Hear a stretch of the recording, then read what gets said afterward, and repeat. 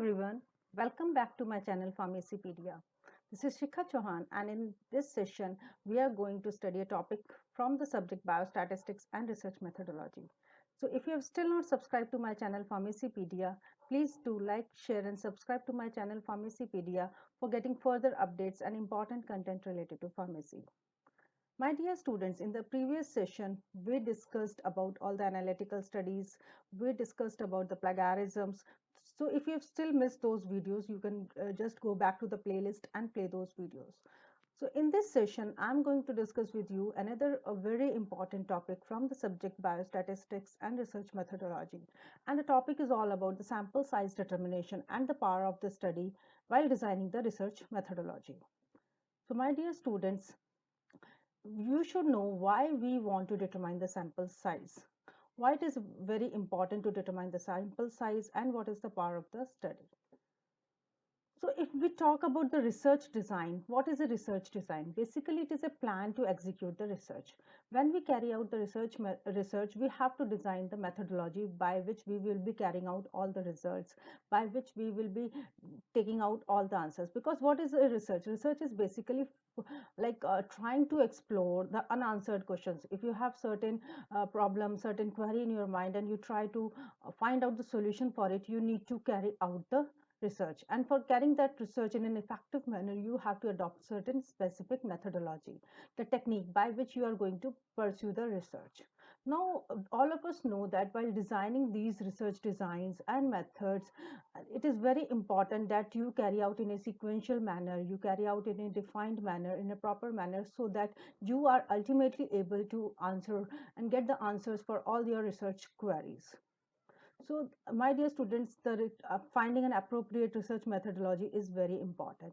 So, methodology basically refers to the techniques which are being adopted to determine the solutions to all your queries. So, design methodology basically involves creative thinking. It involves analytical studies to understand and to find solutions through various evaluation parameters. And for that, we need to adopt all the methodologies, different techniques by which we are trying to assess and evaluate the things. So research is all about finding the unexplored questions and getting all those innovative and creative thinking. So my dear students, when we have to perform the research, we should have adequate sample. There are many research problems whereby you need to do the sampling. Now, sampling in case of research methodology, there are standard protocols, standard things which you need to follow. The reason being is that when we talk about the sample, you can understand we are taking and selecting few things out of the whole population. And when we need to the select proper things, we two things are very important. We should be aware about what is the population size and what amount or the quantity of the sample we need to take out. Again, this is very important because like we cannot study the complete population. If we take the small size, we could not like correlate the result with as compared to a population. On the other hand, if we take the large sample size, it becomes very difficult for the researcher to evaluate all the parameters on them, because otherwise the results become very expensive. So large population size actually lays down stress on the expenses of your like total research, and small sample size you cannot draw the adequate inference out of it. So it is very important to understand that the larger the sample size, the more the accurate will be the findings from the study. Why so? Because you are taking large amount of the population under study, so you are doing more assessment, more observations, more evaluation. But on the other hand, if you take the small sample size, it becomes very difficult to get that result adequately correlated according to your sample size. So my dear students, sampling techniques are very important in statistical analysis. We should understand what are the different formulas being applied to calculate out the adequate sampling. It should be adequate. It is very important to have the proper sample size. So when we talk about the sample size, we need to understand that three things are very important. The first is the precision. We need to have the proper size because we want our result to have adequate precision. Precision means accuracy. And on the other hand, we also want to have that confidence, the confidence that whatever results we are deriving, they are reproducible. Then also we should know how far the results are varying from the your main values. So three things are very important to assess the sample size. That's the purpose of studying the sample size, that you should have the accurate results, you should have the reproducible results, and that you should have least variation. So sample size determination, on the other hand, determines and depends on the availability of the resources, because it sets you the upper limit of the sample size. Then also you should know that while the required accuracy sets the lower limit of the sample size, an optimum sample size is an essential component of any research. Now, why it is important to have that important sample size? Because sample size determination is one of the most important critical criteria in your research. So the larger the sample size, the higher will be the degree of accuracy. But this is again limited by the expense of your research. So it is very important to determine the adequate sample size. There are various ways by which we can have the adequate sample size analysis, using softwares, using tables, using adequate formulas. So how to determine the sample size? For to understand how to use the sample size for any formula, it is very important to understand that when we take the adequate sample from a whole population, we are trying to determine the data which can help us to get the inference from that population. So the data should be adequate enough to give you proper correlation, to give you proper information and assessment of all the test parameters which will be conducted, or for checking that particular hypothesis. So there are three steps. First is the formulation of a research question, then selection of appropriate study design. Study design, in research designs, there are several sorts of the study designs which can be planned out. Then we also need to understand what will be the outcome of these measures, what will be the different statistical significances.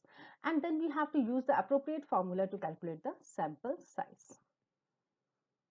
Talking about the sample size determination, now again, it is the mathematical estimation of the number of subjects or the units to be included in the study. So there has to be some representative sample which should be taken out from the population, and the findings can be generalized to the population. This is very important, because if you take the small sample, you will not be able to correlate the data to the complete population. Whereas if you take the high amount of the sample, then that study will be very expensive. So it is very important and pertinent to have the adequate sample size. So sample size or sample size determination or the sampling techniques are very important tool in statistical analysis, which are used to which are used to calculate the adequate number of samples to be conducted on a study. So from the unknown study or from the known studies, if the population size is known, you should know what should be the minimum amount of the sampling that needs to be conducted, that needs to be done in order to have the results correlated with the complete population. Because what happens is that if you take the small number of samples, you will not be able to correlate the study with the complete population, and in that case you will not be following the research ethics, because the research ethics basically focuses on that there should be adequate minimum number of the sample size from a known number of the population, and this has to be otherwise the result would be biased enough. So we don't want the result. If you have to conduct the good research, you need to have the adequate sampling, and which is required for many reasons: to have the appropriate analysis, to provide the desired level of accuracy, to have that confidence that the results obtained from that particular sample is going to correlate with the population. And it also allows for the validity of your significance test. Now, how large should be the sample size? This is very important. As discussed, even if a well-conducted study fails to answer some of the questions, so it may be failing to detect important effects or the associations. It may associate this effect or association imprecise. So three things are very important when we take into account our sample size determination, that whatever data we obtain, it should be highly accurate, it should have the least variation, and it should have adequate confidence that the results derived from this sample solution will be correlating with your population. It should be having that impact, that whatever association, whatever effects are being noticed, that should correlate with your complete population. So adequate sample size is very important. It should not be small, otherwise the results would be biased and you will not be following the research ethics. But on the other hand side, if you take the large population, it becomes very expensive. So there has to be some formula, there has to be a way to determine the adequate sample size. Now let us try to understand the power of a study. Now power of a study in simple layman language, you can say that it is a statistical tool whereby we be assured that whatever results we obtain from that particular sample size is we are confident enough that they are being reproducible, they are having least variation, and the sample size cannot be in, because you cannot include the complete sample size. So after conduction of the study, analysis should be carried out, and the probability of the correctly rejecting the null hypothesis is equal to 1 minus b, which is called the PAR. So PAR in simple terms you can say determines and refers to its ability to detect what it is being looking for. So if you are able to get the queries, that means you are correctly able to analyze your hypothesis. And the PAR of a test is our probability of finding what we are looking for given its size. So the size is adequate and the research being conducted is able to correctly pass that particular hypothesis. So post hoc power analysis is actually done after the study has been carried out to help to explain the results if the study which has been does not match any significant effect. So PAR is actually the added advantage to ensure that you are correctly correlating the study. You are correctly able to reject the hypothesis, or you are able to correctly explain why it is being there and the size is adequate enough. Now talking about at what stage you should determine the sample size. So now basically there are two stages. First is when you have the optimum sample size which is required during the planning stage. This is very important because while designing the study, we have large number of the studies. So while designing the study, we need to understand the study type, we need to understand the appropriate approach which needs to be carried out to understand that study. And second is through the post hoc power analysis. I did just now discuss post hoc power analysis is very important in the statistics to ensure that you are able to correctly reject the hypothesis.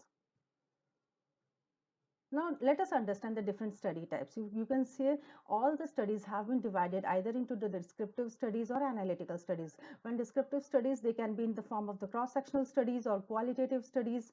When we talk about the analytical studies, they are being further divided into experimental studies and observational studies. Observational studies are further divided into cohort studies, cross-sectional studies, which are analytical in nature, and case control studies. Whereas the experimental part is basically divided into two types of the studies. The first is known as the randomized parallel group and randomized crossover studies.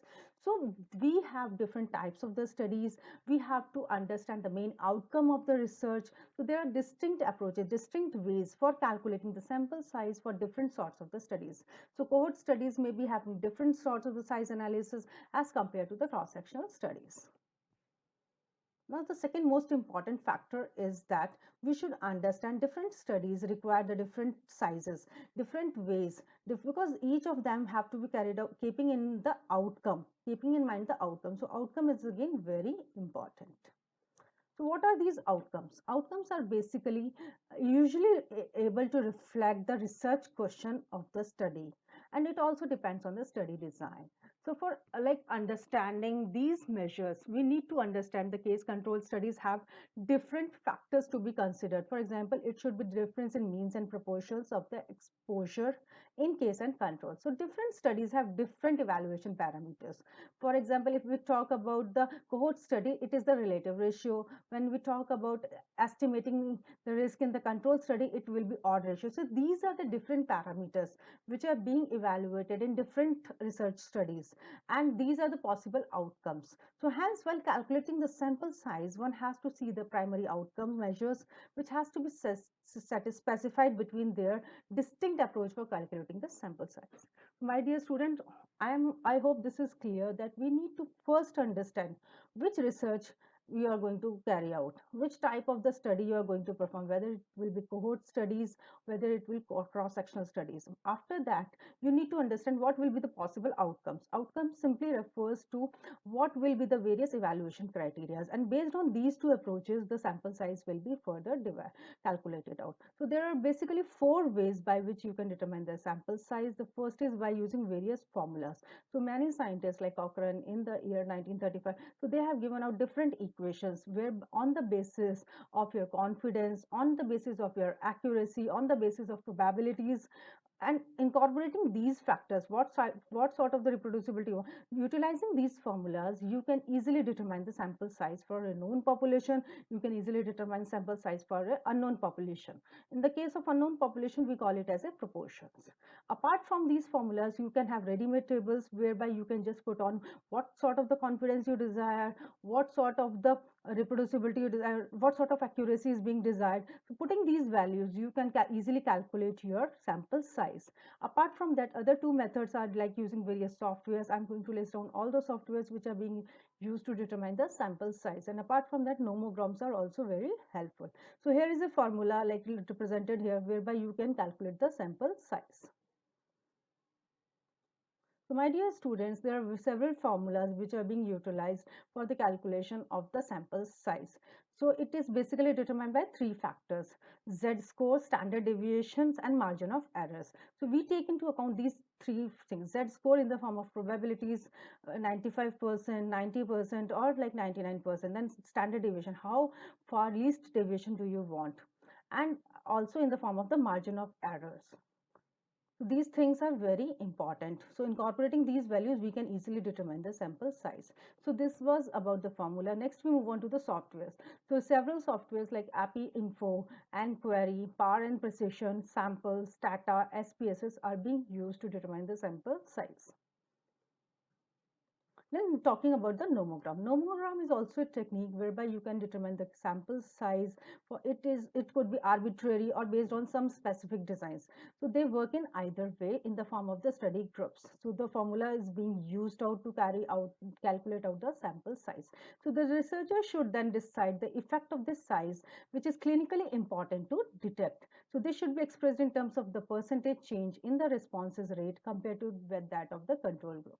So my dear students, it is very simple technique whereby you are trying to incorporate and assess the impact of the drug on a certain group after treatment, or the impact in the control group, and then you are comparing it. So if you want to know what new drugs can cure, or in what way you can determine, you need to have that assessment of the proper sample size, and this tool is again very helpful statistical tool to determine the sample size.